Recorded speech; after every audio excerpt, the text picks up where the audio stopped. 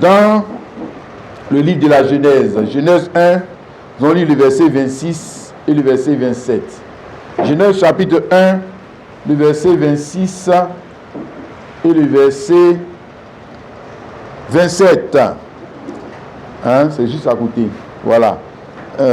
Puis Dieu dit, faisons l'homme à notre image selon notre ressemblance, et qui domine sur les poissons de la mer, sur les oiseaux du ciel, sur le bétail, sur toute la terre, et sur tous les reptiles qui rampent sur la terre.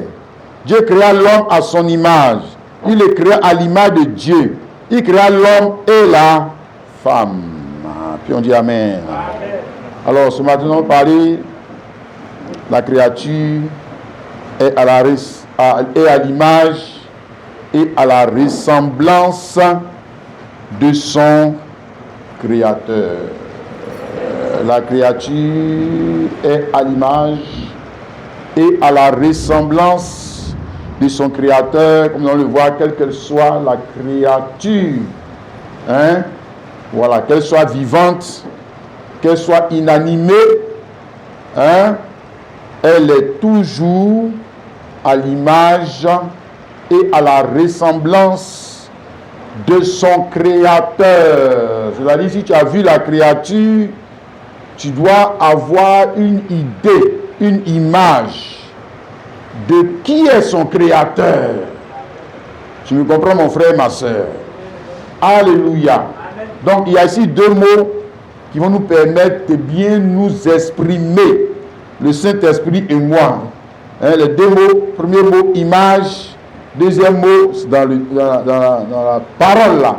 Hein, le deuxième mot, ressemblance. Hein, si tu as bien défini ces deux mots-là, selon ce qu'il a dit là, pas selon toi ton contexte, reste dans le contexte. Tu dois comprendre ce qu'il veut te dire.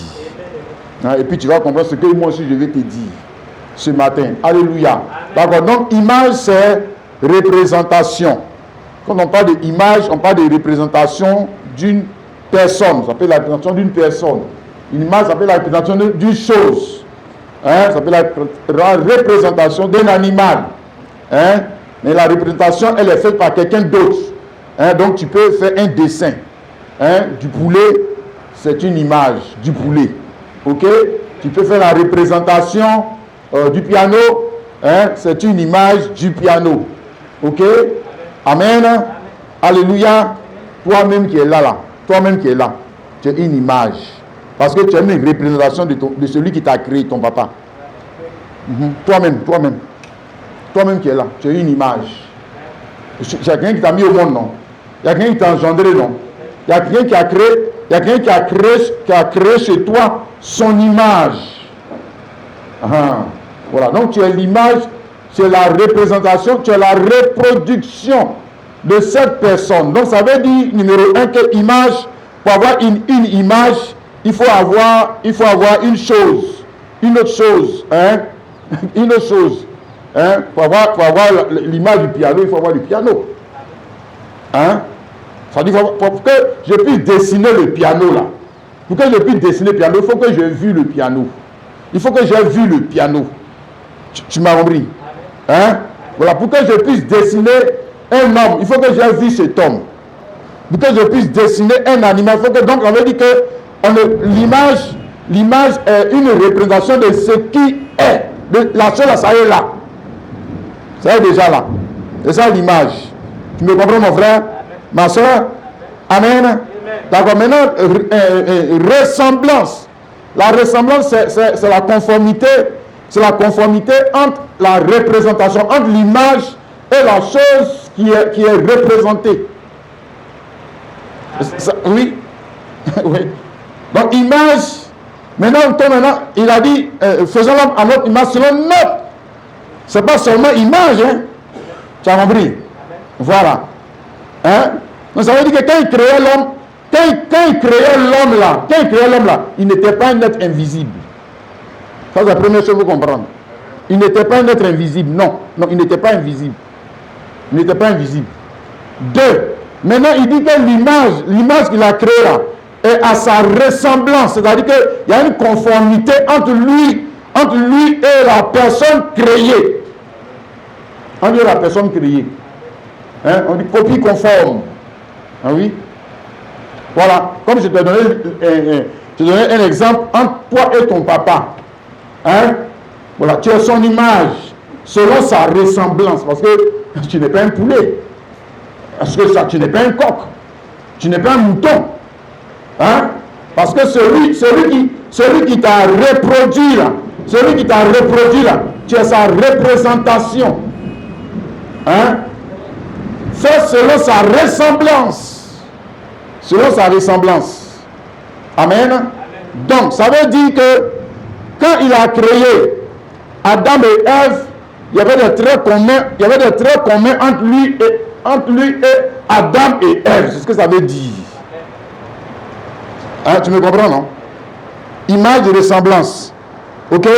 Ça veut dire que quand il crée l'homme, quand il faisait l'homme à notre image, il y avait des traits les animaux même là, il y avait des traits de ressemblance. Le ciel et la terre, il y avait déjà traits de ressemblance. Mais ici, c'est un autre niveau de la création. Hein? Voilà, c'est comme je te donne tout l'exemple. Toi-même là, tu mets ton enfant au monde. Et puis toi-même là, tu crées aussi le piano. Et toi-même là, tu crées aussi le portable. Mais entre piano, portable et puis ton enfant là, qui est selon ta ressemblance parfaite? C'est qui? C'est qui? C'est ton enfant. C'est pas le piano. C'est pas le portable. Ok? Donc ici, nous sommes arrivés à la représentation vivante, à la représentation qui fait qu'il y a un trait commun. Et il y a des points communs entre le créateur et sa créature. Hein? Je vais entendre te dire. Trait commun. Hein? Ou point commun. Amen. Donc, regardons quelques points communs. Si la créature est une image, une représentation, je demande les traits communs. Hein? Si la créature est une image, c'est une représentation, non? Adam et Ève, c'est une représentation, non? Hein? C'est que le créateur, lui aussi, il est une représentation. Autrement, si tu dis que ce n'est pas vrai, c'est qu'il a menti. Quand il a dit que image et ressemblance, il a menti. Il a menti. C'est que le créateur lui-même, il a aussi une représentation. Il a aussi une image. Hein? Oui. Il a une image de quoi? Mais il a une image de Dieu. Il a une image de Dieu. Le créateur lui-même là, qui a créé là, lui aussi il a une image de quelqu'un. Autrement, c'est que, tu vois, c'est là que ça nous a tous phasé. C'est que là, il y a un problème dans ce que lui vient de dire et puis ce que toi tu veux dire. Ce que toi tu veux dire, c'est pas vrai. C'est que le créateur, c'est une représentation. Elles ont déjà vu ça dans l'autre leçon, on va encore revenir dessus. Colossiens chapitre 1, le verset 15. Il est l'image de Dieu invisible, le premier-né de toute la création. Donc, ici, là, lui aussi, il est image. Lui aussi, il est image. Maintenant, il s'en fait quelqu'un d'autre à son image. C'est que lui aussi, il a une représentation. Lui aussi, il a une représentation. Oui. Numéro 1. Numéro 2. Si la créature est un être humain, c'est que le créateur aussi est quoi? Il n'est pas un être humain. Ah bon. Donc, c'est que ce n'est pas son image, c'est que ce n'est pas sa ressemblance. C'est que c'est faux. Il a menti. C'est que c'est faux. Parce que image et ressemblance, ça veut dire qu'il y a des traits communs entre la chose que tu as créée et puis toi. C'est ce que ça veut dire. Il y a des points communs. Vous avez ensemble des choses là qui sont communes entre vous deux. Hein? Je ne sais pas dire entre toi et puis ton enfant, non. Hein? Ah, mais moi, je ne parle du créateur. Celui qui a créé Adam et Ève, là.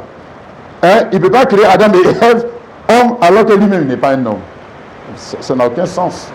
Et puis il va venir nous dire que j'ai créé les hommes à mon image et à ma ressemblance.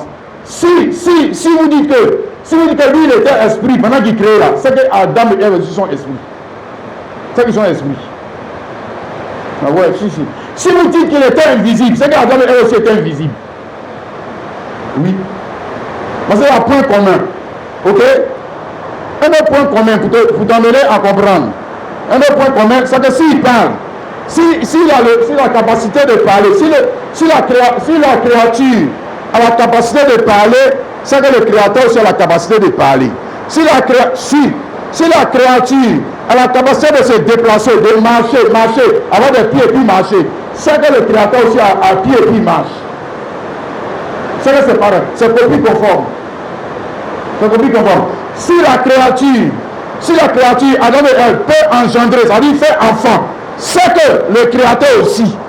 Maintenant, si dit, il ne peut pas faire enfant, c'est qu'eux aussi sont stériles. C'est qu'eux sont stériles. Ouais. Tu me dis que Dieu ne peut pas faire enfant, et puis toi tu peux faire. Et puis toi qui es sa créature, tu peux faire. Alors qu'il te montre ici que la créature est à l'image et à la ressemblance de son créateur. C'est lui qui l'a dit. Donc il ne faut pas faire de lien menteur. Il dit que sa créature est à l'image et à sa ressemblance. Ça veut dire quoi? Maintenant on t'explique, ça veut dire quoi? Il parle, non, c'est que toi aussi tu vas parler. Il peut marcher, non, c'est que toi aussi tu peux marcher. Hein? Oui, tu peux faire enfant, non, c'est que lui aussi peut faire enfant. C'est que lui aussi peut. Hein? Tu peux t'asseoir, non? Tu as fait pour t'asseoir, non? C'est que lui aussi l'a fait pour s'asseoir. Lui aussi peut s'asseoir. Lui aussi peut s'asseoir. Et puis il peut être esprit. Et puis il va dire que tu as sa ressemblance. Ça n'a aucun sens. Hein? Mais surtout le plus grand point commun qui va nous amener à comprendre l'évangile de Jésus-Christ, c'est que si sa créature peut vieillir et mourir, c'est que le Créateur, lui aussi il va faire quoi? C'est qu'il va mourir. C'est qu'il aussi va mourir. Maintenant, si tu me dis, tu vois, c'est là que nous les théologiens, on dit que c'est pas possible. Comment il va créer une créature qui est à son image, à sa ressemblance, qui peut mourir, et vous nous dites que lui était immortel. Mais comment il peut être immortel alors que sa créature est mortelle? Comment? Mais c'est qu'on ne réfléchit pas assez sur le principe même de la... On lui demande le principe de la création. Le principe de la création, c'est que la créature est à l'image et à la ressemblance de son créateur, monsieur. De son créateur. Si lui, il allait mourir, hein, Adam et Ève sont morts. Et on va voir aussi comment lui meurt. Lui, ils sont morts en désobéissant, mais lui, il ne peut pas mourir en désobéissant, parce que lui, il est le créateur. Ils ne sont pas même quand on dit homme, ils ne sont pas hommes du même rang. Ils ne sont pas même hommes du même rang. Non. Non, ils ne sont pas hommes du même rang. Tu comprends? Mais il est quand même un homme. Hein? Quand je te parle de mort, là, je ne peux pas dire qu'il va désobéir et puis mourir. Non. C'est pas de ça que je te parle.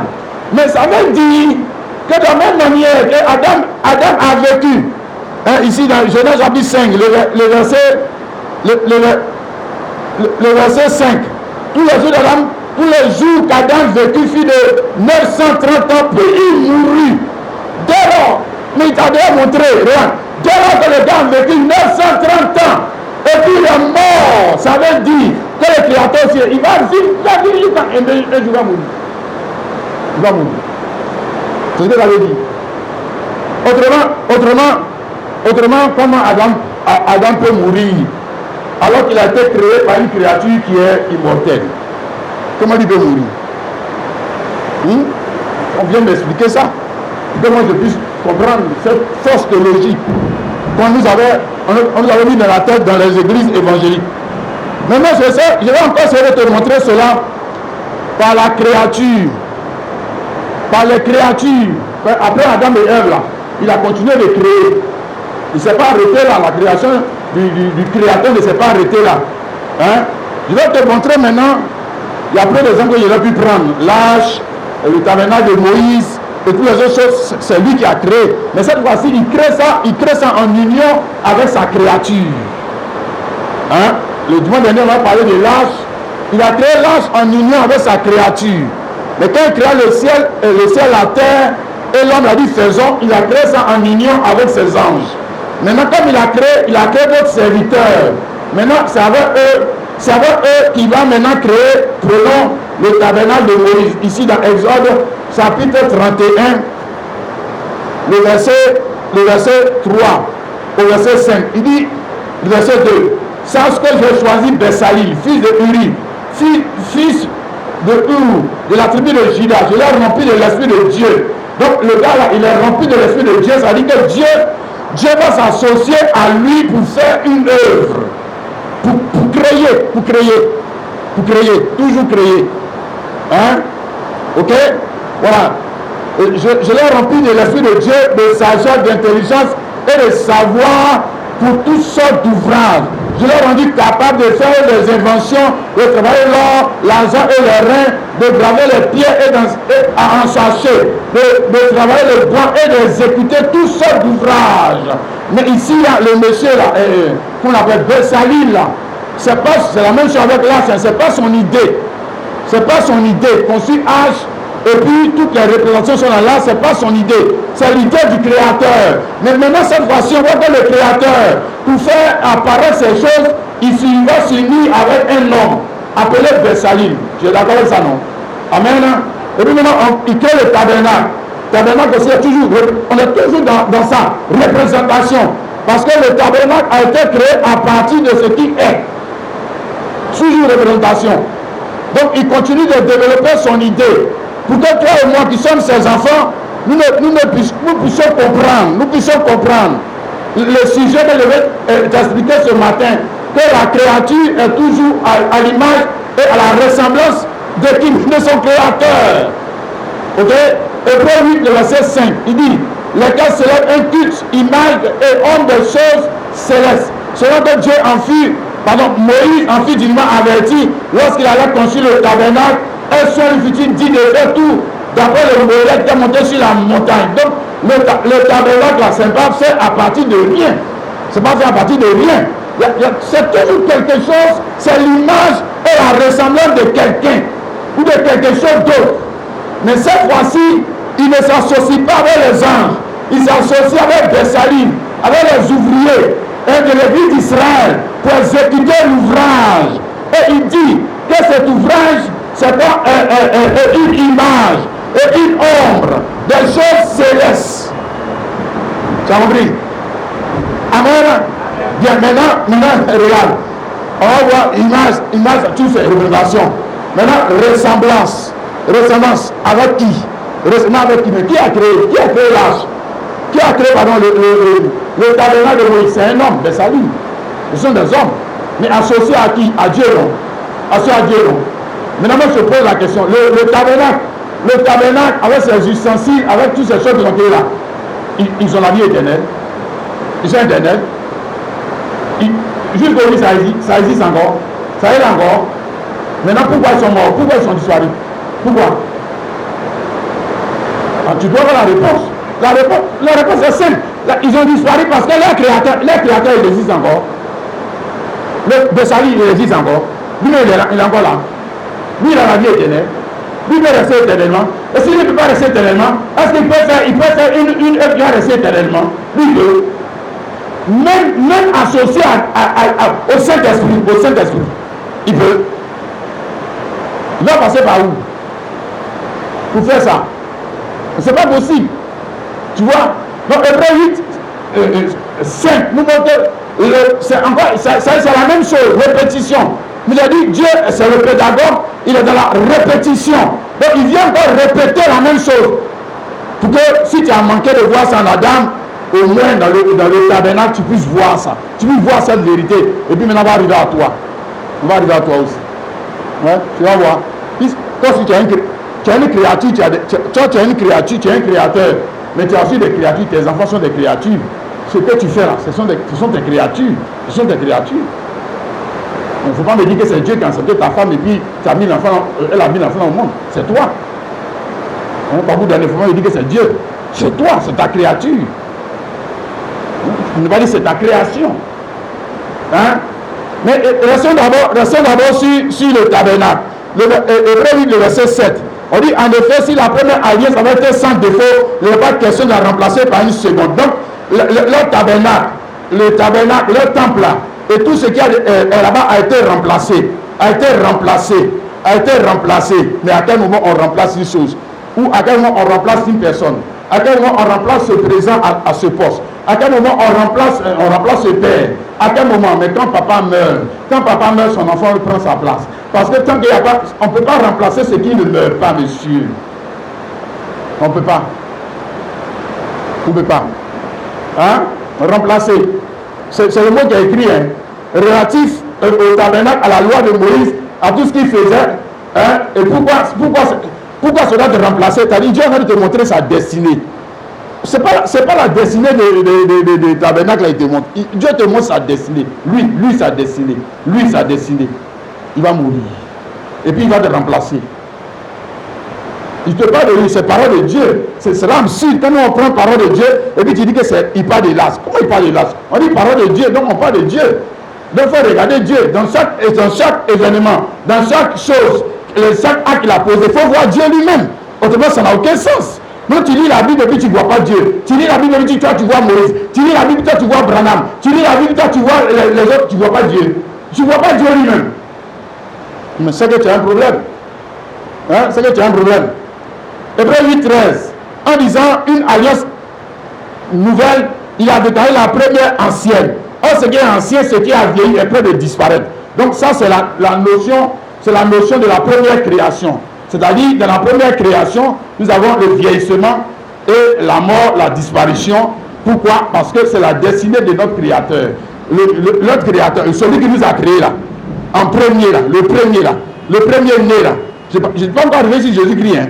Le premier né là, lui aussi il était destiné à mourir. Lui aussi il était destiné à mourir parce qu'il n'était pas encore parfait.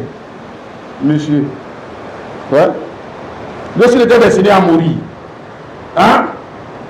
D'ailleurs, comment il peut avoir un testament? Bon, on a fait le leçon, Hébreux 9, le verset 16 à 17. Comment il peut avoir un testament alors qu'il est éternel? Comment il peut avoir un testament? Ça n'a aucun sens. Non, parce qu'il connaît sa destinée. Et quand tu connais ta destinée, un homme qui connaît sa destinée et qui a de grands biens, il sait qu'il va mourir.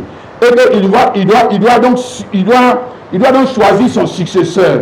Il ne doit pas attendre après sa mort, les hommes se battent pour choisir son successeur à sa place. Mais il doit, s'il est intelligent, il est plein de sagesse, donc il a un testament, donc il choisit son successeur de sorte que comment on appelle ça? Quand il quitte la scène, son successeur prend sa place. Mais avant même qu'il quitte la scène, il commence déjà à former son successeur pour que son successeur prenne sa place. Il commence à lui montrer. Il doit commencer à lui montrer les choses de l'entreprise et les choses, comment ça fonctionne, comment on doit faire. Il commence déjà à préparer cet enfant pour prendre sa place parce qu'il sait qu'il n'est pas éternel, monsieur. Il sait. Il sait. Il n'est pas éternel. Moi, regarde Jésus-Christ. Hein?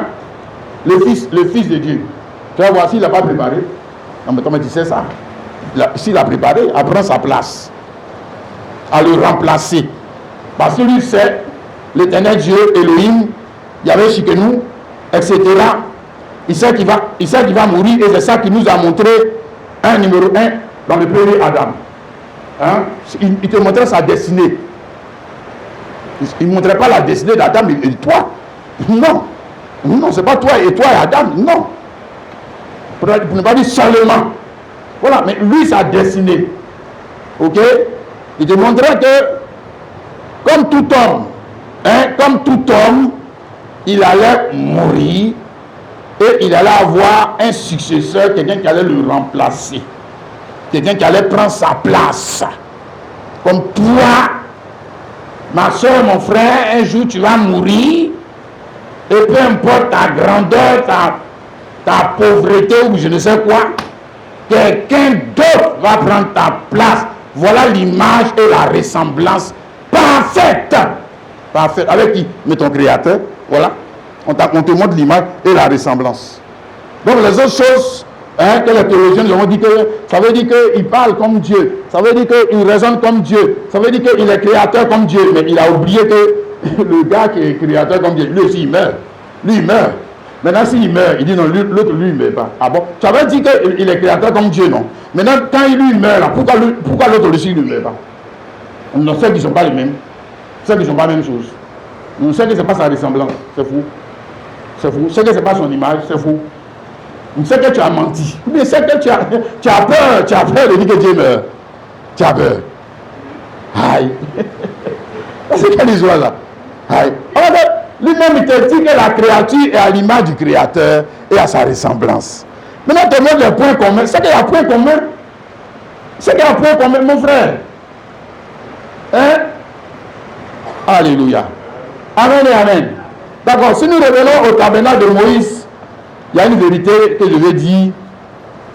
Il est en train de nous montrer que tout ce que lui et sa créature, c'est-à-dire lui et toi, hein, dans l'ancienne figure, de son ancienne figure, tout ce qu'on fait dans cette ancienne figure, on ne peut pas donner la vie éternelle à ces choses. Nous, on ne peut pas. On ne peut pas. Pourquoi? Pourquoi on ne peut pas donner? Mais parce que le gars qui nous a créé là, le premier qui nous a créé, il ne nous a pas donné la vie éternelle. Non. Il ne nous a pas donné. Hein? C'est pour ça que homme, tout ce que tu crées, ce que tu as dit la fois dernière, portable, piano, chaise, ton enfant, vous tous, votre groupe là, vous allez mourir. Vous allez vieillir, mourir. Pourquoi? Il dit non, c'est parce que je suis pécheur. Ah bon, c'est tout. Mais eux, le premier, il était pécheur. Adam il était pécheur. Et puis ils sont morts. Toi aussi. Toi-même, tu ne pêches pas. Hein? Non. Donc, c'est le Créateur. On dit que de même que tous meurent en Adam. En Adam, nous mourrons tous. 1 Corinthiens chapitre 15. Je vais lire ça pour toi. 1 Corinthiens chapitre 15, le verset 21. 1 Corinthiens chapitre 15, le verset 21.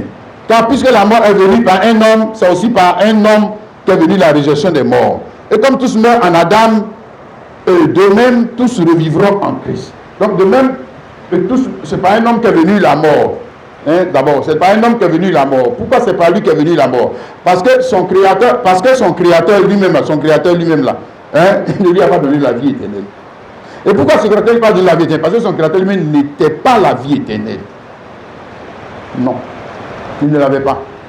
Donc le créateur lui-même devait mourir. Et puisqu'il devait mourir, donc sa création devait avoir la même destinée. Donc nous ne mourrons pas seulement en Adam parce que Adam est mort. Nous mourrons en Adam parce que notre créateur lui-même était destiné à mourir.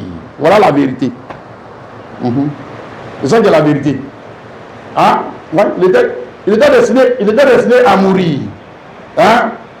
Pour être remplacé par une autre figure, Jésus-Christ. Donc Jésus-Christ, c'est en lui que vient la résurrection. Donc l'autre là, lui vient la mort. Maintenant, l'autre maintenant, quand il prend l'autre figure, vient la résurrection. Mais comment on va te ressusciter si d'abord tu ne meurs pas? C'est pour ça que Jésus a dit, je suis la résurrection et la vie. Jésus n'a pas dit, je suis la vie. Je suis la résurrection. Et puis maintenant, il y a vie. Il n'a pas dit, je suis la vie. Non. Il est la résurrection. Maintenant, pour que Dieu soit la résurrection, il faut que Dieu vienne sous sa première figure pour nous conduire où? Où? Dans la mort. Ah ouais? Dans la mort. C'est le chemin. Ce que j'ai dit, le chemin, la vérité et la vie. Le chemin pour arriver à cette vie, c'était ça. Le chemin pour arriver... Non, il n'a pas fait exprès. Ouais, il n'a pas fait exprès. Autrement, il est méchant. Ouais, il n'a pas fait exprès. Il a fait ce qui était bien de faire. C'est ça qui était bien de faire. Est-ce qu'il a fait? Hein? Oh, que Dieu nous aide à comprendre ça. Alléluia. Donc, je vais te montrer que, au commencement, le Créateur et sa créature avaient un problème. Le problème auquel le Créateur et sa créature, d'ailleurs, même aujourd'hui, on a un gros problème, la mort. Si, ça est toujours là, ça est devant toi. Il faut faire tout ce que tu veux, mais la mort est là. Lui, il est là. Ouais, c'est le problème. Maintenant, où est la solution? On n'a pas parlé seulement du problème. Maintenant, parlons de la solution. S'il y a solution. Mais c'est un problème parce que ça endeuille les gens. Ça vient briser le projet. Ça vient nous enlever ceux qui nous sont chers, etc., etc. Ça vient nous faire pleurer. Mais il doit y avoir une solution. Il doit y avoir une solution. Et tu vas vivre même 900 ans et comme les Adam, mais tu vas mourir. Tu vas mourir. Hein? La loi de Moïse a duré même plus de 900 ans, à ce que je sache. La loi de Moïse a duré plus de 900 ans.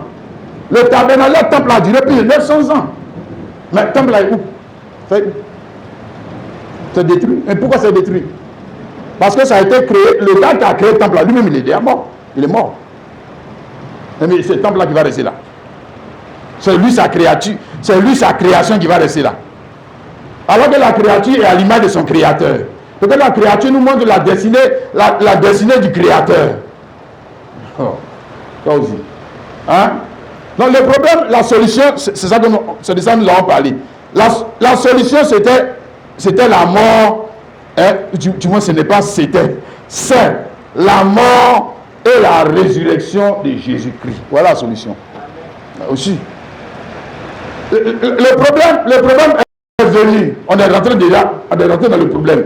Maintenant, on doit sortir du problème. Comment? On n'a qu'à prier. On n'a qu'à prier comment? Est-ce que c'est quand on priait, c'est quand on a mal prié qu'on est rentré dedans? Non.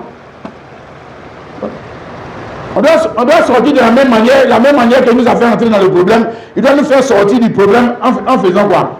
Par la mort. Mais cette fois-ci, c'est la mort de Dieu lui-même.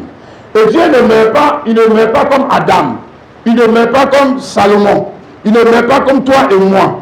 Ce n'est pas, comment on va dire quoi? Ce n'est pas la désobéissance qui a provoqué sa mort. Ce n'est pas la rébellion qui a provoqué sa mort.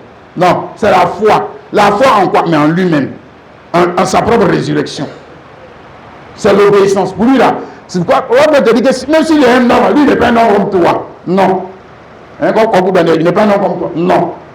Non. Donc si sa mort était programmée, mais ce n'est pas la mort par Adam et Ève sont morts par désobéissance. C'est ça qu'il dit ici dans Romains 5, le verset 19. Car comme par la désobéissance d'un seul homme, beaucoup ont été rendus pécheurs, de même par l'obéissance d'un seul homme, beaucoup seront rendus justes. Donc il y a la désobéissance, la mort par incrédulité. Hein? C'est la même mort qui est dans les églises aujourd'hui. Si les gens sont morts par incrédulité, c'est la mort. Mais les autres même qui sont en train de faire, les autres qui sont en train de faire, tout le monde, le gars là, il est mort. Comment tu ne vois pas? Il est mort, il n'est pas encore ressuscité. Non. Il est toujours mort. Hein? Donc, premièrement, mort par désobéissance. C'est ça dans laquelle Adam et Ève nous ont fait entrer. Maintenant, notre mort par obéissance, ça c'est celle à laquelle Dieu lui-même était destiné. Il devait obéir. Hein? Oui, pour nous sauver. Pour nous faire sortir. Hein? De la situation dans laquelle, la première figure sur laquelle la créé nous a conduit. Ok? Donc, mort de Jésus-Christ, c'est la mort de Jésus-Christ. Sont vus dans les autres, mort de Jésus-Christ, c'est la mort de Dieu sous sa première figure. Dieu meurt sous sa première figure. Dieu meurt sous sa première loi. D'ailleurs, on a vu que quand il a expiré, ça veut dire que les premières choses ont expiré. Hein?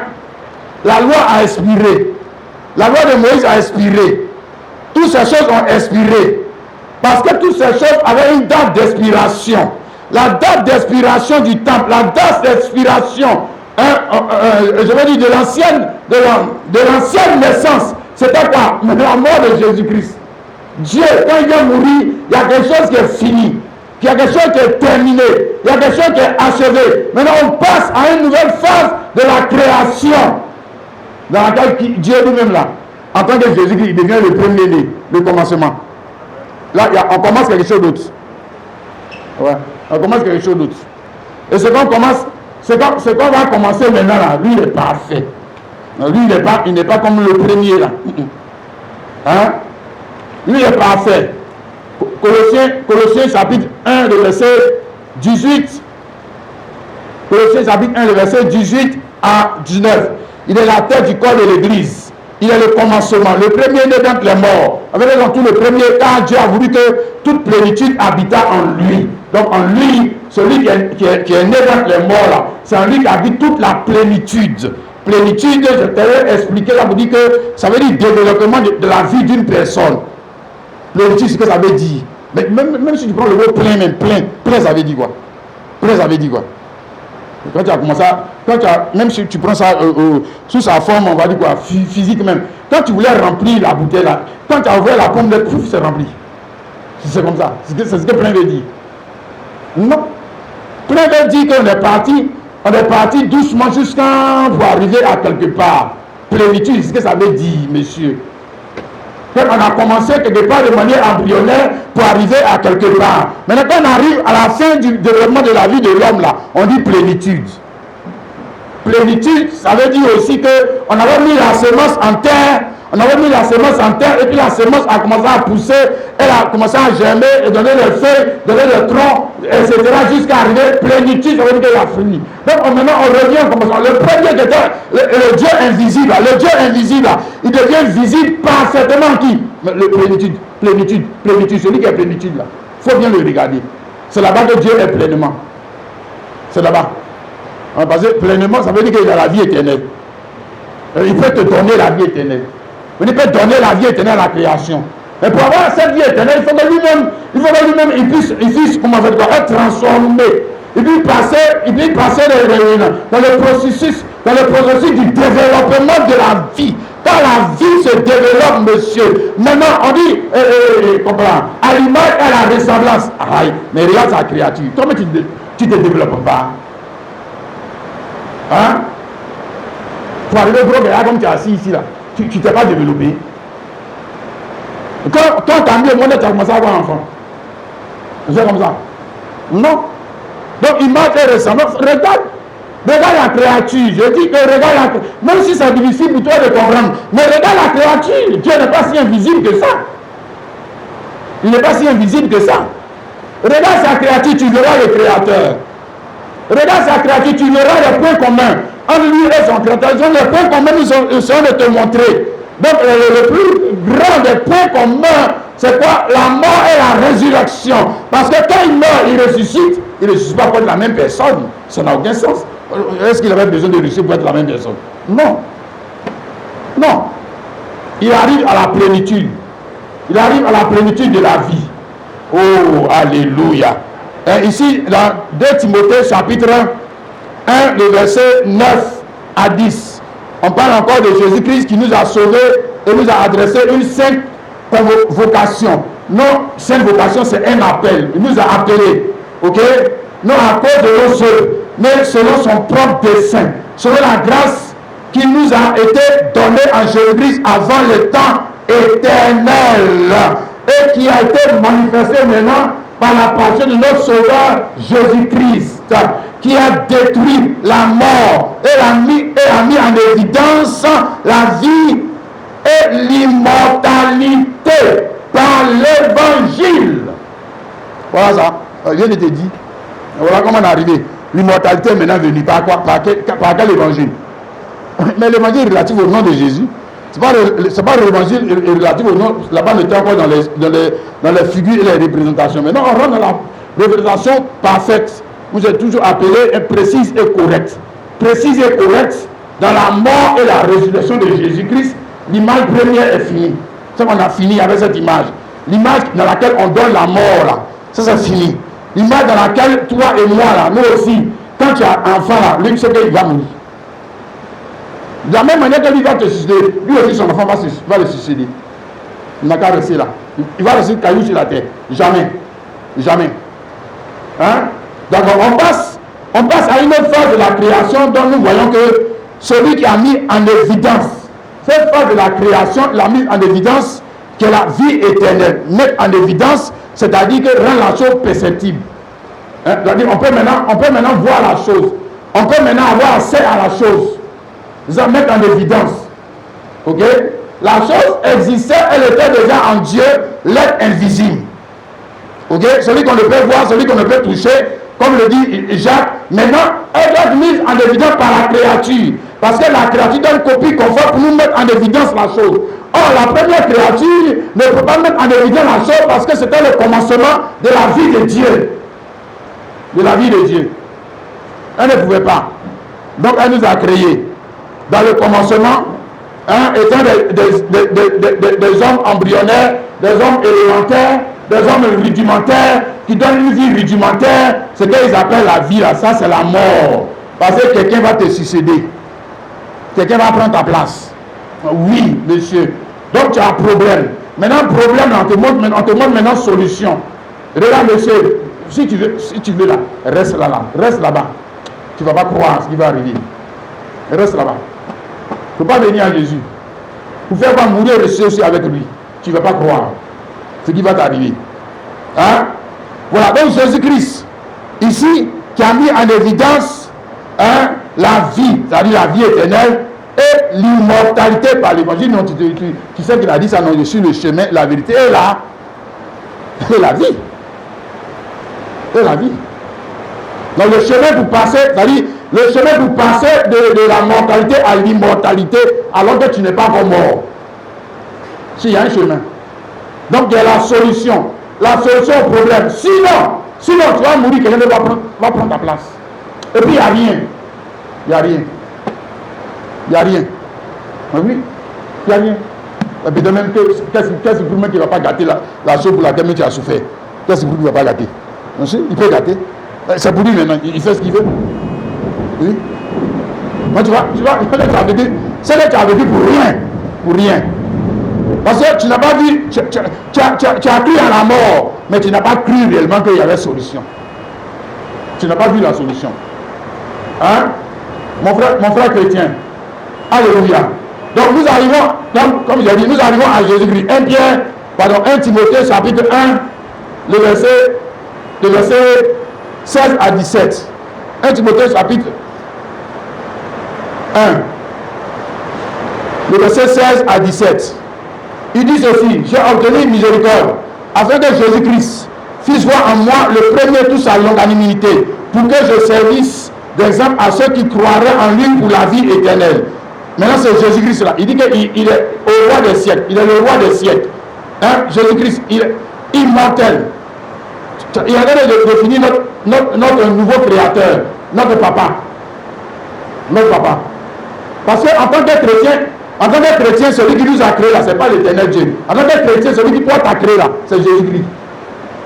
C'est Jésus-Christ. Ce n'est pas l'éternel Dieu qui t'a créé, non. Parce que l'éternel Dieu nous avait créé, ton papa ou ta maman nous avait créé, mais ce que ta destinée sera la même que l'éternel Dieu. Regarde, tu vas disparaître. Tu vas mourir. Tu vas disparaître. Et puis tu ne vas pas succéder, tu ne vas pas te succéder à toi-même. Jamais. Jamais. C'est en Jésus-Christ seulement se trouve la solution au problème où l'on peut survivre à sa propre mort, où l'on peut survivre à sa propre mort sous un autre visage. Il peut survivre. Ça veut dire vie éternelle. Vie éternelle, ça veut dire quoi? Ça veut dire, vie éternelle, ça ne veut pas dire que tu n'auras pas de problème. Vie éternelle, ça ne veut pas dire que Jésus-Christ est mort. Ça ne veut pas dire que tu ne vas pas mourir. Mais ça veut dire que tu vas survivre à ta propre mort. Tu vas survivre. Et peu importe ce qui va arriver, tu vas survivre.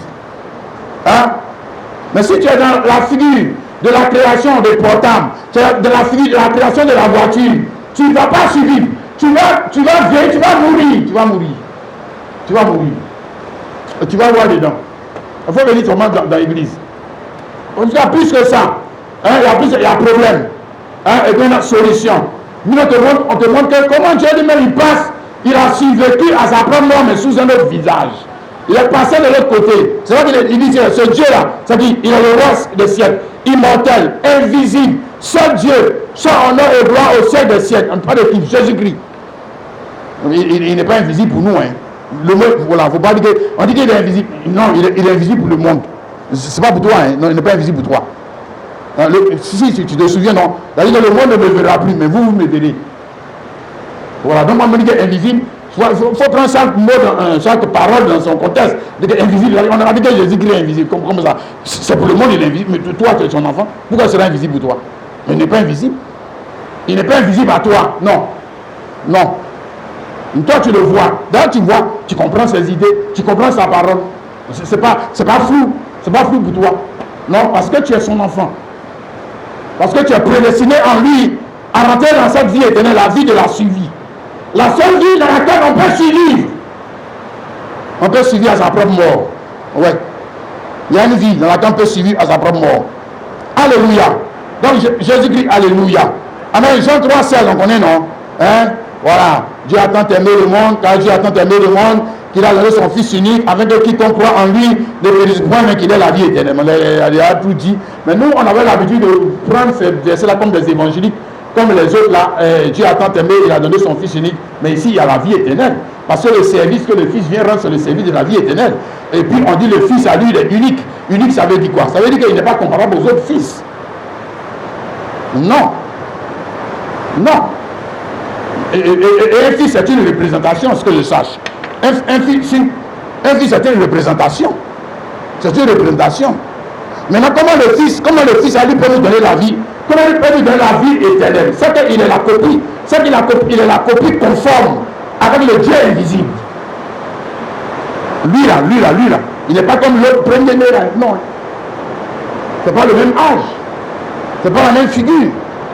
C'est pas le même service. C'est pas le même serviteur. C'est pas la même image. Non. Image parfaite. Image précise et correcte. Création parfaite. Création, si en tant que fils, c'est une création. Je vais mentir. Hein? Voilà. 2 Corinthiens chapitre 4. Hein, le verset 3 à 4. Il dit que si notre évangile est encore voilé, il est voilé pour ceux qui périssent, pour les incrédules, dont le Dieu de ce siècle a aveuglé l'intelligence, afin qu'ils ne puissent pas briller la splendeur de l'évangile, la gloire du Christ, qui est l'image de Dieu. Voilà, il a venu de tout dire. Ouais. Maintenant, tu vois, c'est ça que ça qui nous mélange là. Regarde, ici, il y a encore image. Adam aussi était image. Donc, c'est le même mot, image. Mais ça ne veut pas dire la même chose. Non. Moi, ça veut dire que image, dans l'image, mais toi-même, ton image, ça peut être dessin. Ton image, ça peut être photo. Ton image, ça peut être vidéo. Ton image, c'est toi-même. Toi-même encore, image. Maintenant, moi, je te pose question. Image, dessin, image, photo, image, vidéo. Et puis toi-même là. Quelle est l'image précise et correcte de toi? C'est laquelle? Tu connais la réponse? Oui. Donc, l'image de Dieu. Ici, nous sommes arrivés à quel niveau de l'image? On ne peut pas dire de l'imagerie. On arrive à quel niveau? Donc, tu sais que dans l'ancienne alliance, il faisait dessin, non? Il faisait dessin, non? Si. Il faut regarder dans le tabernacle, il y avait dessin. Il dessinait la terre du lion, il dessinait la terre du veau, il dessinait. C'était image. Mais ici, là, ce monsieur qu'on appelle Jésus-Christ, là, lui, il a dessiné comment? Hein? Je ne parle pas de Jésus que Marie a enfanté. Je parle de Jésus qui est mort ressuscité. C'est lui là l'image de Dieu. L'image précise et correcte. C'est lui qui peut te donner la vie éternelle. Lui peut. Le besoin est le commencement. Le Père de la nouvelle création. La création qui vient du Créateur. Et la création qui vient du Créateur, pour que la création soit semblable à lui. Semblable à lui, cette fois-ci, dans la création qui est le chrétien, la création qui est l'église, la création qui est ce prophète, la création qui est ce pasteur. Cette création est semblable à lui. Image conforme, correcte, précise, de sorte que celui qui t'a vu dans tes actes, vu dans ta parole, il peut connaître Dieu. Mais celui qui t'ignore,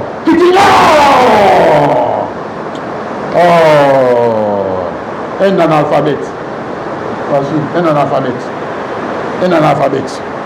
Il n'a pas vu Dieu. Si, il n'a pas vu Dieu dans son jour. Moi, je ne parle pas des pasteurs, je parle de toi. Mais tu es sa création, non? Ou bien tu n'es pas là. Toi, tu es la création de qui? De ton papa. Ton papa, ta maman, il peut mettre un chrétien au monde.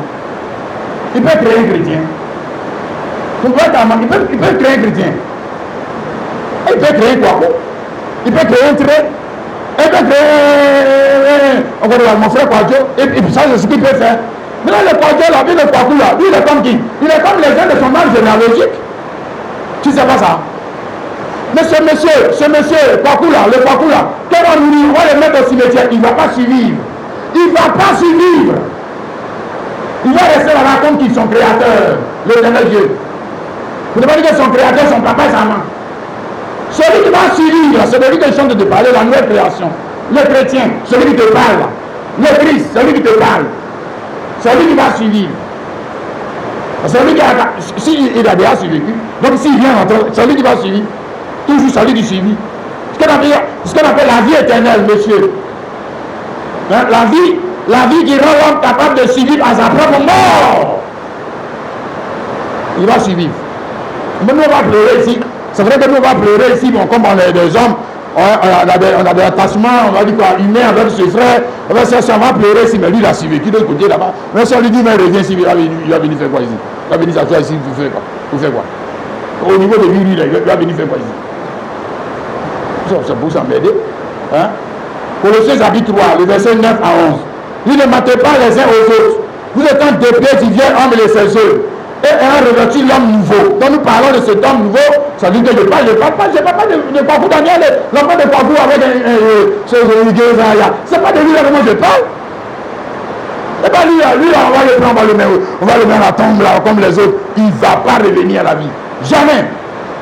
Jamais. Mais autrement, résurrection. Dites-moi, résurrection, ça veut dire quoi alors? Ah non, le gars était le gars là, imparfait. On le met dans la terre, il revient encore, il voit, c'est encore le même, il est venu encore. Même figure là, même image. Il ressemble toujours aux enfants de Kwaku. Oh! Non. On ne parle pas de ça, mon frère. On ne parle pas de l'homme nouveau. Et on revêtit l'homme nouveau qui se remet dans la connaissance selon l'image de celui qui l'a créé. Ah! Mais qui l'a créé? L'homme nouveau là, qui l'a créé? Maintenant, celui qui l'a créé là, c'est que l'homme nouveau là, il doit être à l'image et à la ressemblance de son créateur. De son créateur. Mais son créateur, c'est qui? Lui, le verset suivant, il n'y a plus ni grec, ni juif, ni circoncis, ni incirconcis, ni barbare, ni siche, ni esclave, ni mais Christ est tout en tous. Voilà son créateur. L'homme nouveau là, lui, voilà son créateur. Ah ouais. Il voit son créateur. Hein? L'homme nouveau. Alléluia. Oh, c'est fort, c'est fort. Regarde, Galates chapitre 4, le verset 28, je te montre. Encore, une vérité. Galates 4, 28. Pour vous faire comme Isaac, vous êtes enfant de la promesse. Comme Isaac, pas comme Ismaël. Vous n'êtes. Non, celui qui nous a créé, hein, il n'est pas comme Abraham. Il est comme Abraham. Parce que Isaac c'est pas l'enfant de Abraham. Isaac, c'est l'enfant de Abraham.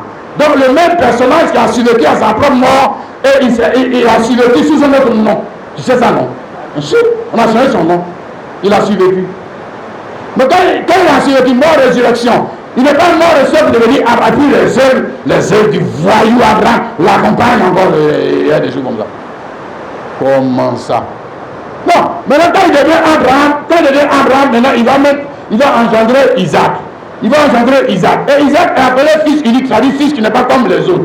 Ça veut dire que Isaac est comme son qui? Et comme qui? Son créateur. S'il est fils unique, c'est que son créateur, c'est son père est unique. Ouais. Autrement, c'est que ce n'est pas sa création. Voilà. C'est pour ça que Ismaël était appelé sauvage. Genèse 13, verset 12. Et nous avons dit que Ismaël est appelé sauvage parce que son créateur aussi est roi. Sauvage, monsieur. Et la créature comme le créateur. Oui. Sauvage. Maintenant, comme je t'ai dit, Dieu ne parle pas d'Abraham. Il a fait quoi lui là? Il parle de lui-même. Donc c'est une allégorie qui est relative à Dieu lui-même. Quand Dieu va changer de figure par la mort et la résurrection, et puis maintenant commencer à avoir maintenant des Isaac. Et puis il dit, comme Isaac, il dit, toi, tu es comme Isaac. Donc qui est ton père? Qui est ton père? Qui est ton père? Si tu es comme, donc qui est ton créateur? C'est qui? Il dit que c'est mon papa et ton maman. Ton papa et ta maman peut mettre au monde Isaac. Il peut. Il peut créer. Non. Non. Ouais, moi, je peux créer Isaac. Non, je peux créer Ismaël. Comme moi, voyou, bandit, petit diable, petit sorcier, comme moi. Oui, ça il peut faire. Et puis en santé, le puis fait enfant comme ça. Moi je peux.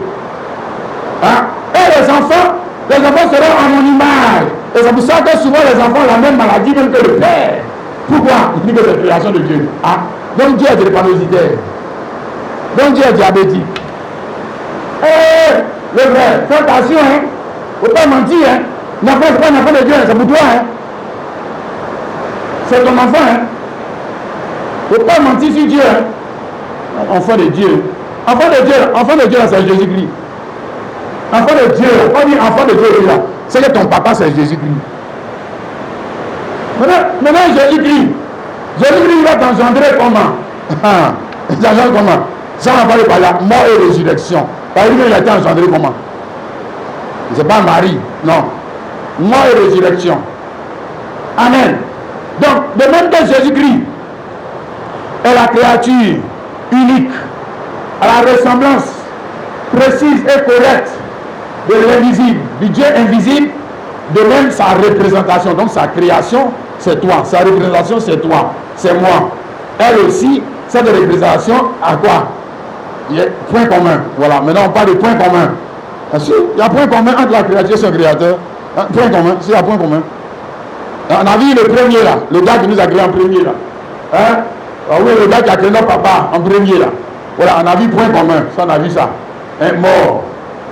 Hein? Voilà, c'est pas infaillible. C'est pas une créature infaillible. Non. Elle est faillible. Elle est mortelle. Et puis c'est une créature qu'on va remplacer. Qu'on va remplacer. C'est ça, il n'a qu'à attraper même la chose. Comment? Il va mourir pour. Quelqu'un d'autre prend sa place. C'est ça qui est juste. Comme son créateur. Ok? C'est que c'est ça le véritable point commun. C'est pas seulement le langage, la créativité. Non. C'est pas ça. Seulement. Maintenant, on voit maintenant l'homme nouveau, la créature nouvelle, Jésus-Christ. Ok? J'espère que tu as compris ça. Hein, mon frère, ma soeur. La nouvelle création, c'est qui? Dieu lui-même qui suffit à sa propre mort, il devient une nouvelle création. Voilà. Et puis maintenant, Abraham, il commence à créer, mais puisqu'il a la vie éternelle. Quand il commence à créer, maintenant il crée l'église. Il crée les pasteurs, il crée les chrétiens. Il crée, comme ça il crée. Maintenant, point commun entre lui aussi, il y aura point commun. C'est la créature à la ressemblance et à l'image de son créateur. Est-ce que je sache? Voilà, donc il doit avoir point commun. Hein, sa créature et son créateur. Et puis s'il n'y a pas point commun, il faut bien regarder, inquiète ton papa. Hein? Voilà, il faut bien regarder. Hein? Voilà, si tu as l'image de ton créateur, tu as l'image de ton créateur, puisque tu es une créature. Donc, point commun, premier point commun, Jean 15, de verset 18. D'ici le monde vous est, sachez qu'il m'a haï avant vous. Point commun. C'est un point commun. Si vous étiez du monde, le monde aimerait ce qu'il y a à lui. Mais parce que vous n'êtes pas du monde et que je vous ai choisi du milieu du monde, à cause de cela, le monde vous est. Souvenez-vous de la parole que je vous ai dite. Le serviteur n'est pas plus grand que son maître. Si m'ont persécuté, nous persécuterons aussi. Si l'on gardait ma parole, nous garderons aussi la vôtre. Mais ils feront toutes ces choses à cause de mon nom. Parce qu'ils ne connaissent pas celui qui m'a envoyé et ils ne vous connaissent pas. Et ils ne vous connaissent pas. Ah si, ils ne vous connaissent pas. Ils ne savent pas qui vous êtes. Mais je ne pas dire qu'il ne sait pas qui tu es. Il ne sait pas qui tu es. Parce que présentement, tu es comme Joseph l'esclave chez Potiphar. Donc, les gars, pour qu'ils puissent te connaître, réellement dans ta destinée, il faut que le Saint-Esprit monte. Petit qui est en train de te servir là. Le gars que tu insultes là, que quand tu le frappes dans le pied là, tu as ta chaîne. C'est un enfant de Dieu. C'est un enfant de Dieu. Si. Hein, le vrai? Ouais. Parce que pour le monde, tu es un vagabond. Normalement, il ne doit pas bien te traiter. Non, tu es un ennemi. Hein? Oui. Parce que, regarde, ressemblance, copie conforme. Voilà ton papa, Jésus-Christ. Les Juifs ne l'ont pas accepté. Le clergé ne l'a pas accepté. La nation ne l'a pas accepté. Et toi, tu dis que tu es chrétien. Et toutes les églises acceptent. Tu es un voyou, bandit, imposteur, tricheur, menteur. Si tu triches, pourquoi tu acceptes? Où est la ressemblance entre toi et ton papa? Elle est où? Il dit que non, c'est une affaire d'argent. Ton papa avait l'argent. Ton papa avait l'argent. Tu dis que non, ça veut dire qu'il doit avoir des voitures. Ton papa a des voitures. Non, c'est pas là-bas la ressemblance. C'est pas là-bas la ressemblance. Non. Donc quelqu'un qui travaille, son travail prospère, il paie sa voiture, il a sa maison, mais ce n'est pas ça la ressemblance. Non. Ça n'a rien à voir. Je dis, en tant que chrétien, comment on te traite? Comment on te traite? Comme un imposteur, ou bien comme un bien connu. Hein? Normalement, on doit te traiter comme un imposteur. On doit te voir comme un bandit. On doit te voir comme quelqu'un qui égare. On doit te voir parce que l'évangile que toi tu prêches là, c'est pas commun. C'est pas commun. Jamais. Jamais. Jamais. C'est pas la voix du monde. Ils ne vont pas aimer. Ils ne vont pas aimer. Et comment ils vont t'aimer? Et ils vont t'aimer. Mon toi, ils sont des t'aimer. Le monde t'aime. Et ils n'aiment pas Jésus. Ils savent que vous n'avez pas le même père. C'est que Jésus n'est pas ton papa. C'est qu'il n'est pas ton papa. Il ne faut pas nous mentir. Hein? Traitement. Donc tu seras traité comme un malfaiteur tout le long de la Bible. Tout le long de la Bible, ils ont traité Joseph comme un malfaiteur. Et toi, on va dire, même Joseph qui était dans la figure imparfaite de la parole, ils l'ont traité comme un malfaiteur. Et toi, on va bien te traiter. Et toi, tu vois seulement, quand Joseph était sur le trône, et quand il le traitait comme un malfaiteur là, il n'était pas le Seigneur, il n'était pas le Christ, il n'était pas béni. Hein? Et toi, tu veux qu'on te traite comment? Dans ce monde, on va le traiter comment? On va le traiter comment? On a pas. Mais nous, notre conception de la vie, je suis un enfant de Dieu. Donc toi, tu te vois comme enfant de Dieu. Non, tu n'es pas un enfant de Ouattara. Tu n'es pas un enfant de Ouattara. Tu n'es pas un enfant de Bill Gates. Tu es un enfant de Dieu. Dieu en appelle comment? Tu ne connais pas son nom. Tu ne connais pas son image. Tu ne connais pas sa ressemblance. On l'appelle comment? Ou bien tu es un enfant de Goliath. Tu es un enfant de guerre. Tu es un enfant de qui? Et tu veux qu'on te traite autrement que ton père. Mais c'est que tu as un problème. Donc, image et ressemblance. Première chose. Deuxième chose, image et ressemblance, les œuvres. Jean 14, 12. En vérité, je vous le dis. Celui qui croit en moi fera les œuvres que j'ai faites. Et il en fera de plus grandes. Parce que je m'en vais au Père. Donc celui qui croit en moi, la créature là, celui qui croit en moi, croit en mon évangile, qui croit aux promesses qui sont relatives à ma vie, il fera les œuvres que j'ai faites. Il fera les œuvres que j'ai faites, et même mieux, il en fera de plus grandes.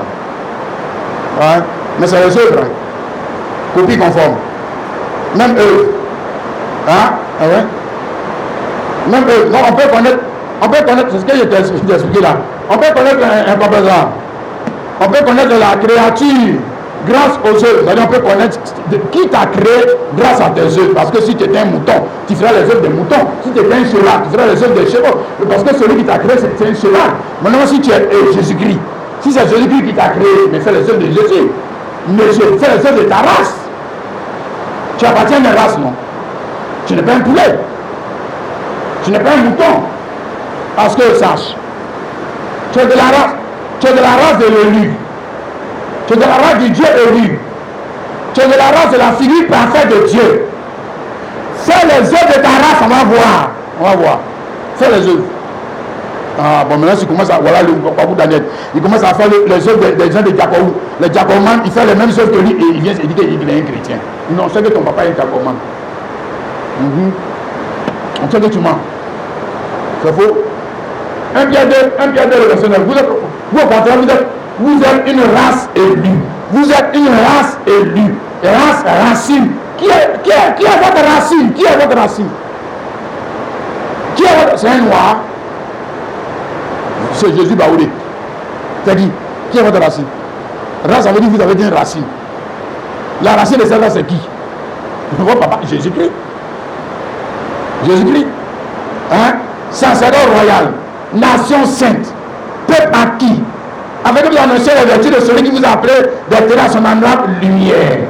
Donc la nation que lui ne va mettre, la nation que lui met au monde là, est à son image et à sa ressemblance. Ah oui? Peuple que lui met au monde là, image et ressemblance. Tribu que lui met au monde, image et ressemblance. Église que lui met au monde, image et ressemblance. Image et ressemblance. Parce que les œuvres du Créateur Jésus-Christ on va continuer de voir les œuvres. Ça dit, c'est ce qu'il est en train de dire. On continue de voir les œuvres. Mais cette fois-ci, au travers de sa création. Regarde la création. Regarde la création. Ne regarde pas au ciel. Regarde la création. Tu vas donc savoir, tu vas voir ses œuvres. Ouais. Hein? Donc les œuvres qu'il a continué de faire, hein, et il est en train d'achever de faire après sa mort et sa résurrection, pas avant. Je ne parle pas des œuvres qu'il faisait avant. Non. les œuvres qu'il a commencé à faire après. Parce que là, il y a une nouvelle créature, parce qu'ils sachent. Ouais. Bah, si c'est les œuvres qu'il faisait avant, dans ce cas, on allait tous aller à Jérusalem pour faire Pâques. On allait tous aller. Non, les œuvres qu'il fait après. Après sa mort, sa résurrection. C'est là qu'on voit les œuvres. Maintenant, cette fois-ci, on ne voit pas les œuvres. On ne voit pas les œuvres au travers seulement d'une seule personne. On voit les œuvres au travers de qui? Jésus-Christ réincarné. Jésus-Christ qui a survécu à sa propre mort pour venir rentrer en toi. Pour faire quoi? Pour montrer aux hommes les œuvres. Les œuvres. Les œuvres. Oui, ce n'est pas les œuvres qui sont les produits de l'incrédulité. Les œuvres sont les produits de la foi. La foi dans quoi? La parole de Jésus pour le jour doit faire quoi? Doit te permettre de faire quoi? Les œuvres. Les œuvres. Voilà. Donc s'il n'y a pas de c'est que tu es un incrédule. C'est que tu es un incrédule. Ouais. Éphésiens 2, de verset 8 à 10. C'est par grâce que vous êtes sauvés, par le moyen de la foi. Et cela ne vient pas de vous, c'est le don de Dieu. Ce n'est pas par les œuvres, afin que personne ne se glorifie, parce que ce n'est pas par les œuvres de la loi. Quand pour œuvre de Jésus là, c'est pas œuvre de la loi, c'est pas œuvre pour être dans boudin. Et tu me maudis, je te maudis. Et comme le David là, David priait pour que Dieu tue ses ennemis. C'est pas de ça on parle. Attention Bon. Non. On parle des œuvres de Christ dans un homme. Christ m'a ressuscité dans un autre homme. Dans une autre femme. Et puis on voit les œuvres. Les œuvres qui te distinguent des parties, c'est les œuvres. On voit les œuvres. On voit les œuvres. Le sein des musulmans. Non, c'est pas par les œuvres. Comme les musulmans disent, on est sauvé par les œuvres. Non, on ne parle pas de tes œuvres. On parle des œuvres de ton Créateur dans sa création. On ne parle pas de toi, tes œuvres. Non. On parle de lui, ses œuvres. De les œuvres duquel il revient pour se réincarner en toi. Ça produit quel homme? L'homme là regarde ses œuvres. Ou la femme regarde ses œuvres. Parce qu'il y a une transformation qui va s'opérer. Il ne peut plus faire la même chose que le poids court. Jamais. Il commence à faire des œuvres extraordinaires. Ça veut dire qu'il fait des œuvres plus grandes. Uniques. Ouais. C'est ça? Amen. Verset 10. Car nous sommes son ouvrage et a été créé en Jésus-Christ pour de bonnes œuvres. Dans cette partie, il y a deux fois œuvres. Première œuvre là, ça c'est ça, c'est toi tes œuvres. Voilà, ça c'est pour toi. Pour toi, c'est que toi tu crois être bon. C'est pas de ça on parle. On ne parle pas de toi ton jugement. Non, on parle du jugement de Christ au travers de toi. Au travers de toi. Voilà. Vous avez été créés en Jésus-Christ pour de bonnes œuvres que Dieu a préparées d'avance afin que nous les pratiquions. Parce que d'avance, Dieu nous avait vu. Dieu nous a choisi. Dieu nous a placé en Christ pour que Christ meure ressuscite et vienne se réincarner en toi pour faire les œuvres. Les œuvres. Qui ont été prédestinées pour ton jour. Voilà. Voici tu es un enfant de Dieu.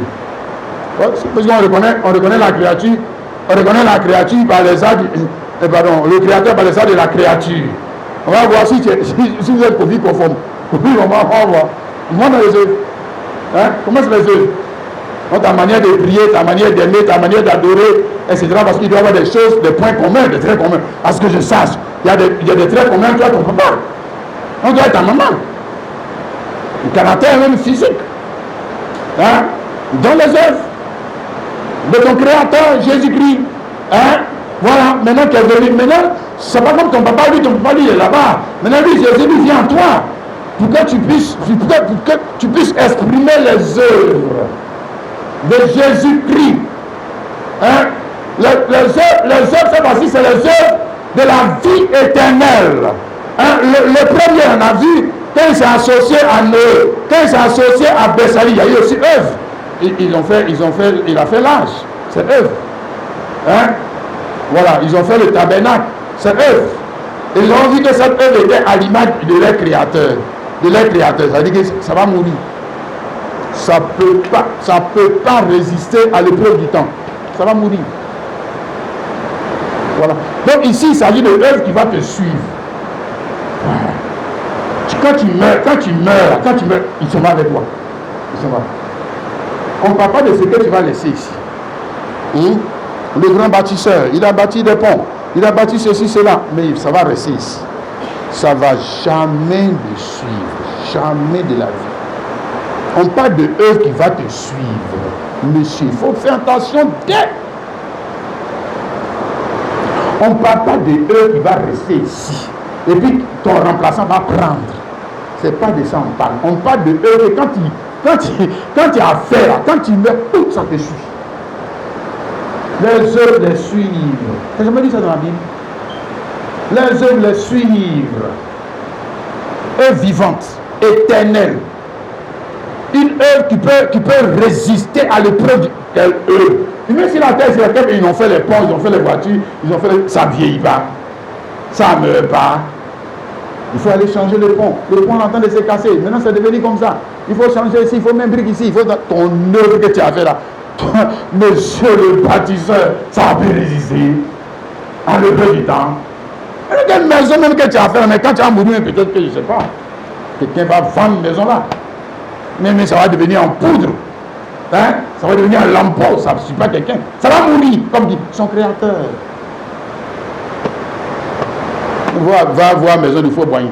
Avec ces voitures là-bas, tu vas savoir de quoi on parle. Tu vas savoir de quoi on parle. Ça a pu le suivre. Ça a pu le suivre. Jamais. Jamais. Mais pour Christ, Jésus, on te montre œuvre qui suit. Qui suit celui qui a créé.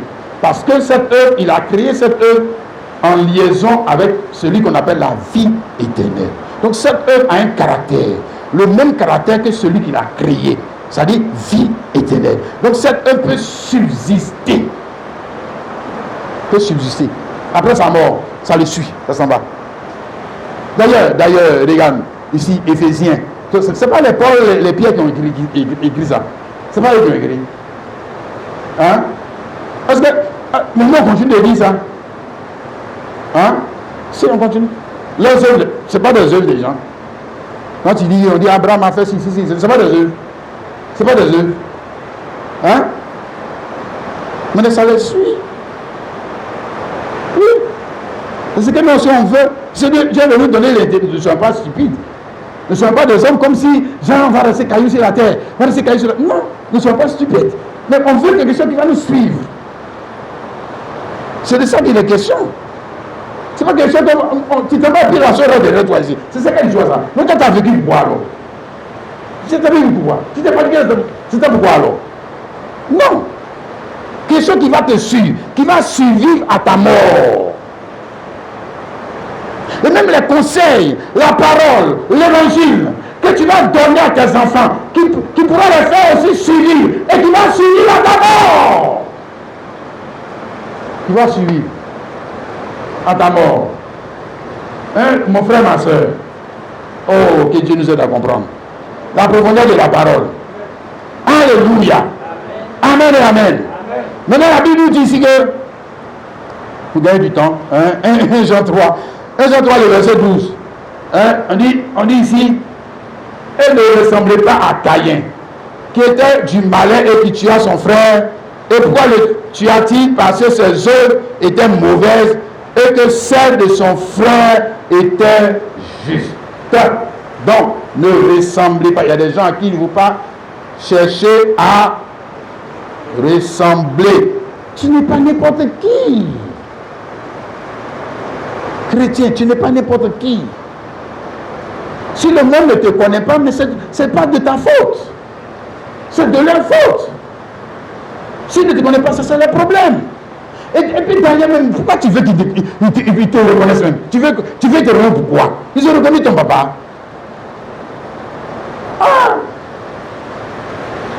Regarde, on nous dit ici, ne ressemblez pas à Caïn. Pourquoi? On ne doit pas ressembler à Caïn, parce que Caïn était du malin.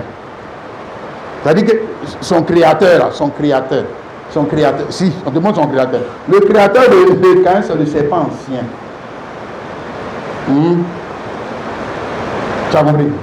Donc, ça veut dire qu'il y a des personnes qui sont là, ce sont des êtres, si c'est un être vivant, hein, c'est un homme, hein, c'est un homme, hein, ok? Mais ses œuvres ne sont pas celles on va dire quoi, de Dieu, mais sont celles de qui? Du diable.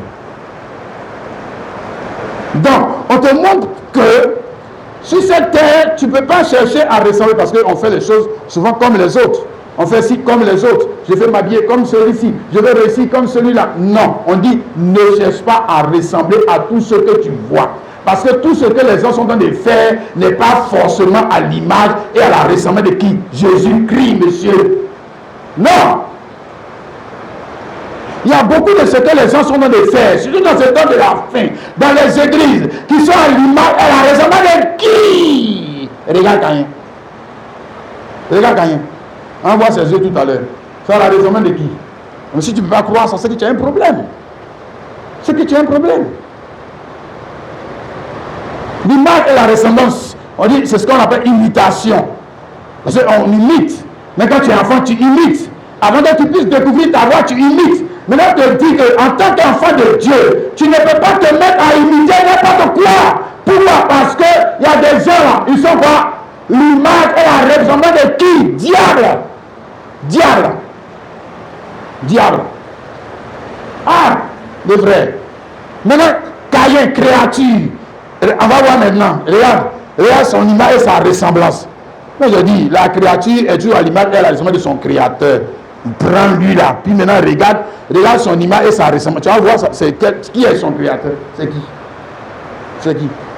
Hein? Lisons ici. Genèse chapitre 4. Le verset 2 jusqu'au verset 8. Elle enfanta encore son frère Abel. Il s'agit de Ève. Abel fit berger et Caïn fit laboureur. Au bout de quelque temps, Caïn fit à l'Éternel l'offrande des fruits de la terre. Et Abel de son côté en fit une des premiers-nés de son troupeau et de leur graisse. L'Éternel porta un regard favorable sur Abel son offrande, mais ne porta pas un regard favorable sur Caïn son offrande. Caïn fut très irrité et son visage fut abattu. Et l'Éternel dit à Caïn, pourquoi es-tu irrité et pourquoi ton visage est-il abattu? Certainement si tu agis bien, tu relèveras ton visage. Et si tu agis mal, le péché se couche à la porte et se désire pas vers toi, mais toi domines sur lui. Cependant, Caïn adressa la parole à son frère, mais comme il était dans le champ, Caïn se leva et se jeta sur son frère Abel et le tua. Donc, nous essayons de voir ici, on dit ne ressemblez pas à Caïn. Donc, il y a des choses qu'on ne doit pas copier. Parce qu'il est en train de te dire, monsieur, c'est pas tout ce que les gens font dans l'église que nous on doit copier. Tu ne peux pas dire que c'est pas tout ce que tous les gens font sur la terre qu'on doit copier. Non. Non. Mais nous sommes des hommes, des créatures à l'image de la ressemblance de Christ. Donc on ne peut pas aller prendre la ressemblance de quelqu'un d'autre. Maintenant tu prends l'image de quelqu'un d'autre, tu veux prendre l'image de quelqu'un d'autre qui n'est pas Christ. Et tu vois les frères et les sœurs qui sont l'image de Christ, tu ne veux pas faire comme eux. Mais tu veux faire comme les prostituées qui sont là-bas. C'est là que tu... Non, toi tu es enfant de qui? Tu es enfant de qui? Et puis c'est pour eux là qui te plaît. Tu es enfant de qui? Et puis tu as honte de faire les choses à l'image et à la ressemblance de ton papa Jésus-Christ et de ses enfants. Toi tu es enfant de qui? Hein? Première chose, on voit chez Caïn, on ne doit pas copier son adoration. Hein? Ce qu'on a vu ici, Caïn et puis Abel sont venus pour adorer Dieu. Et Caïn, lui, il a donné une offrande qui est contraire à la révélation de la parole. Parce qu'il a donné les fruits de la terre. Et Abel, son frère, a donné les premiers de son troupeau. Ça dit que lui l'a tué. Donc il y a eu le sang. Là-bas, il y a eu le sang. Ici, c'est les fruits. Là-bas, c'est le sang. Alors que Dieu leur a montré que désormais, depuis que le péché est entré dans le monde, pour s'approcher de Dieu, il faut qu'il y ait une rédemption. Il faut qu'il y ait un prix qui doit être payé. Pour qu'on s'approche plus de Dieu cadeau. En s'approchant de Dieu, il faut que quelqu'un meure à ta place. Il faut qu'il y ait le rachat. Il faut qu'il y ait rachat. Il faut qu'il y ait rachat de celui qui est coupable. Il doit faire une offrande de rachat. Lui disent pas question. De toute façon, on peut adorer Dieu comme on veut. De toute manière, Dieu est amour. De toute manière, Dieu, lui, ne regarde pas ça. Chacun a sa vérité. Hein, chacun a sa vérité. Alors, il est venu avec sa vérité. Pour contredire son créateur. Pour contredire ce que son créateur appelle bien et mal. Parce que lui, il veut toujours montrer qu'il en sait plus que son créateur. Il est enfant de qui? Diable. Diable. Conteste. Toujours conteste. Toujours conteste. Toujours conteste. Pour lui, là, c'est ça qu'il veut faire. Mais même avec ton papa, toi-même là, toi-même mon frère, comment tu peux accepter quelque chose qui n'est pas selon tes principes? Comment? Comment tu peux accepter ça? À plus de raison ton créateur.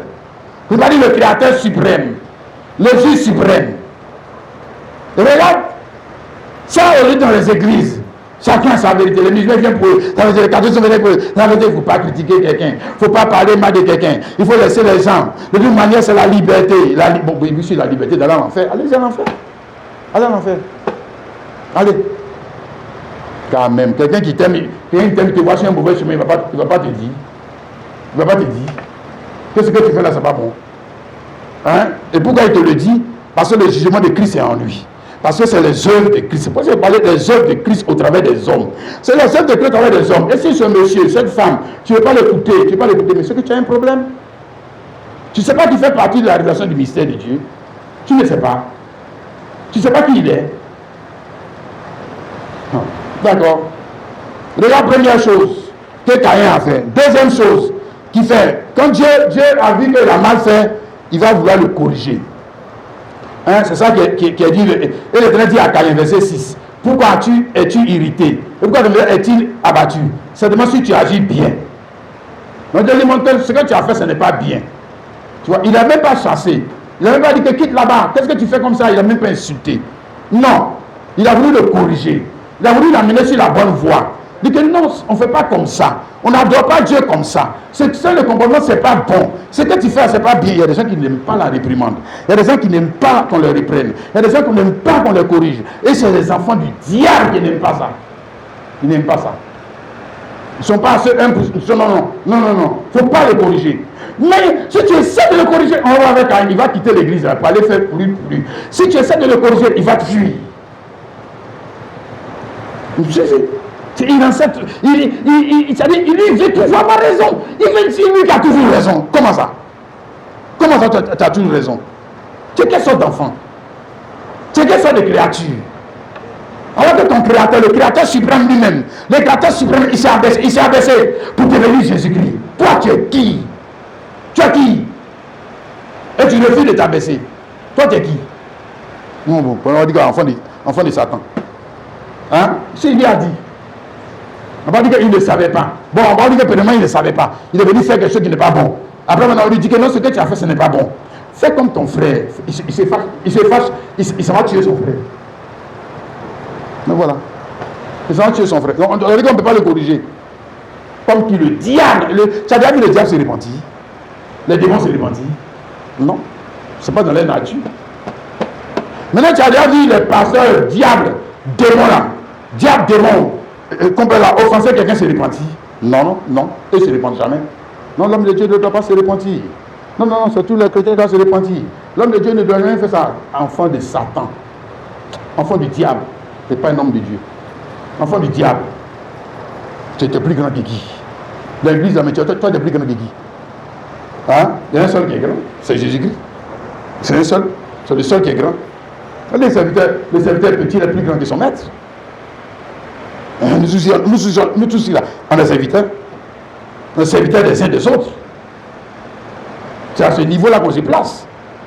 Mais tu vas venir avec ton titre, tu vas venir, mais tu viens pour être serviteur. Tu viens pour être serviteur. Comme qui? Mais ton papa. Ton papa Jésus-Christ. Du moins, c'est ton papa. On doit voir la copie conforme. On doit voir les traits de ressemblance. Maintenant, regardez, il est dans l'église. Il est dans l'église de Dieu. Il est dans l'église de Dieu. On lui a parlé, il s'est fâché.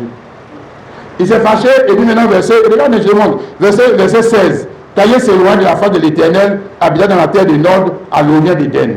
Caïn connut sa femme et conçut et enfanta Enoch. Il partit ensuite, il vit et il donna à cette vie le nom de son fils Enoch. Il est fâché de partir.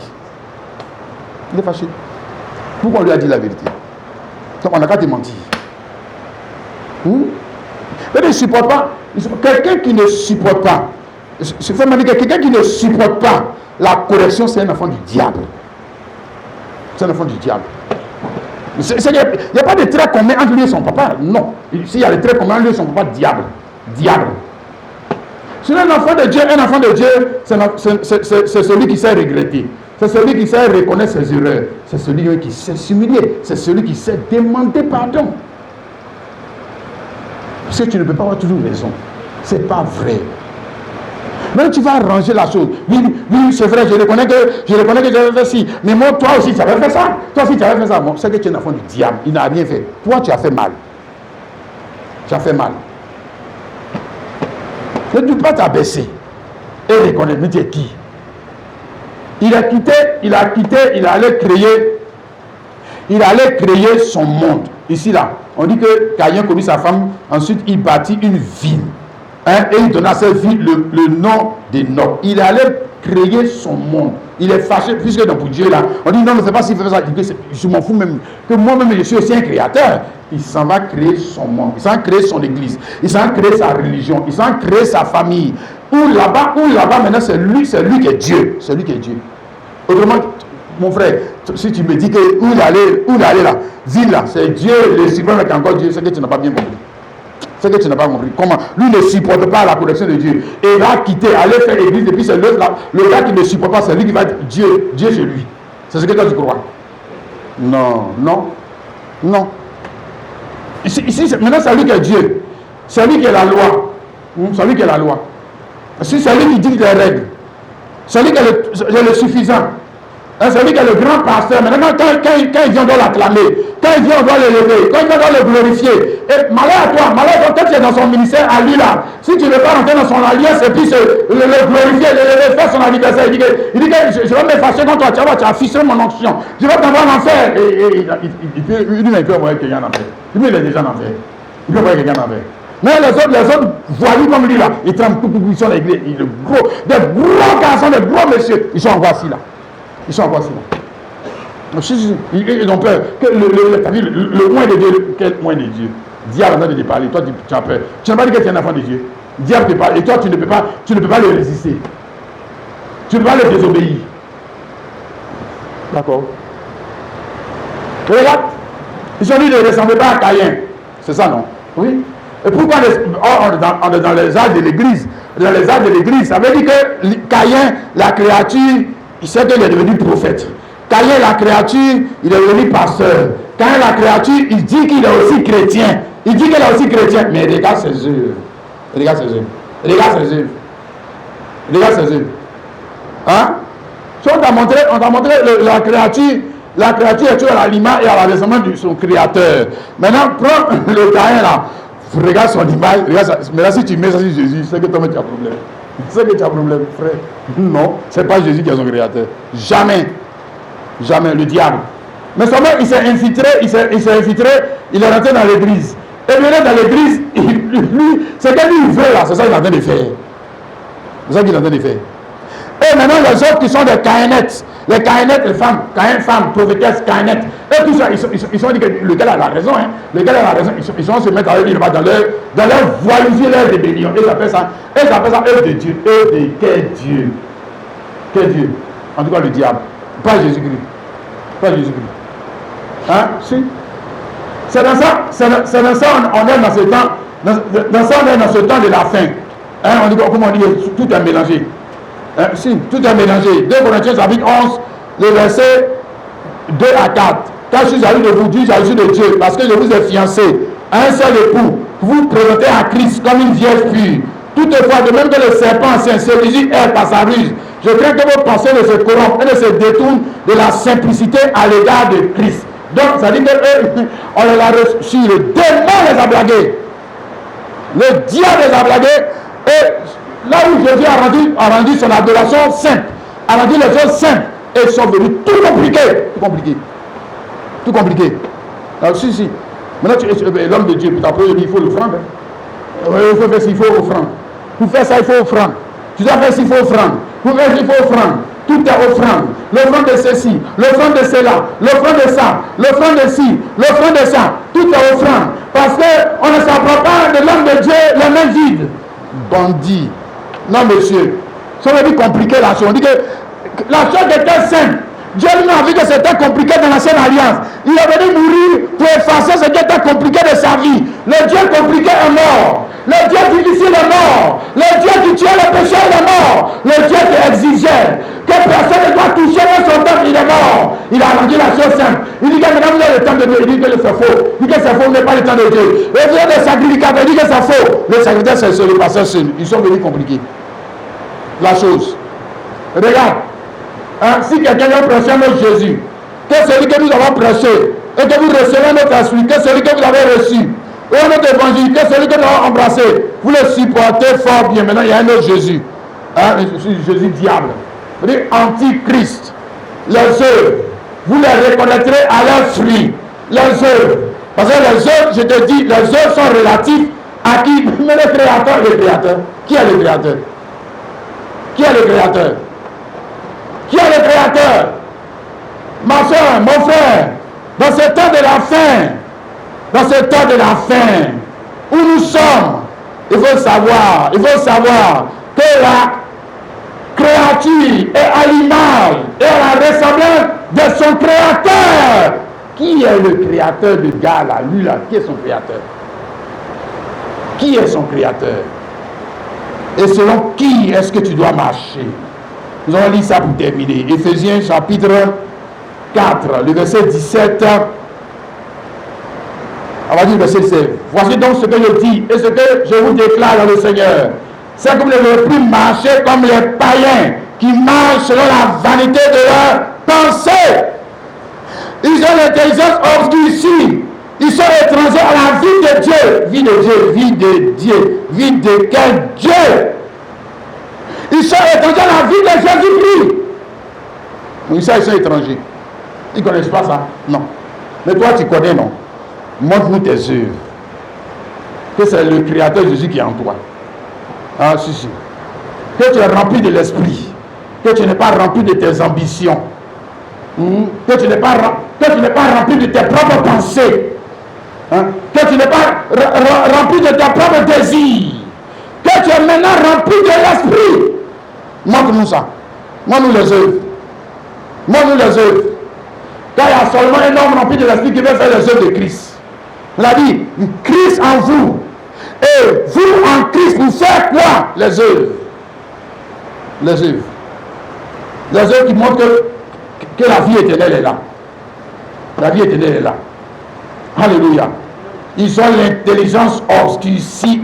Ils sont étrangers à la vie de Dieu à cause de l'ignorance qui est en eux et à cause de l'ambition de leur cœur. Ayant perdu tout sentiment, se sont livrés à la dissolution pour commettre toute espèce d'impureté jointe à la cupidité. Même vous, ce n'est pas ainsi que vous avez appris Christ, parce que ça, c'est pas Christ. Ça, c'est l'antichrist. C'est pas Christ. Si vous m'avez entendu, et si conformément à la vérité qui est en lui, en Jésus, c'est en lui que vous avez été instruit à vous dépouiller. Il regarde votre vie passée du vieil homme qui se corrompt par la convoitise trompeuse et à de renouveler dans l'esprit de votre intelligence et à revêtir l'homme nouveau créé selon Dieu dans une justice et une sainteté que produit la vérité. Alléluia. Amen. Oh, que Dieu nous aide, mon frère, ma soeur. En ce temps de la fin, amen, à te distinguer. C'est ça, non? À te distinguer de ton ancienne vie. Comme Dieu lui-même s'est distingué de son ancienne vie. Maintenant, enfant de Dieu, il faut faire la même chose. Merci. Parce que Dieu lui-même s'est distingué de son ancienne vie. Par sa mort, sa résurrection, il a commencé une nouvelle vie. Tu es mort aussi, non? Montre-nous la nouvelle vie. Montre-nous. Les œuvres de la nouvelle vie. Hein? Les œuvres du nouvel homme. Les œuvres de la nouvelle femme. Et que tu n'appartiens plus à leur monde. Tu appartiens au monde de Jésus-Christ. Alléluia. Le seul monde qui va demeurer. Oh, que Dieu nous aide à comprendre cela, à recevoir cela. Nous allons chanter ensemble ce chant, le numéro 32, on avait déjà chanté.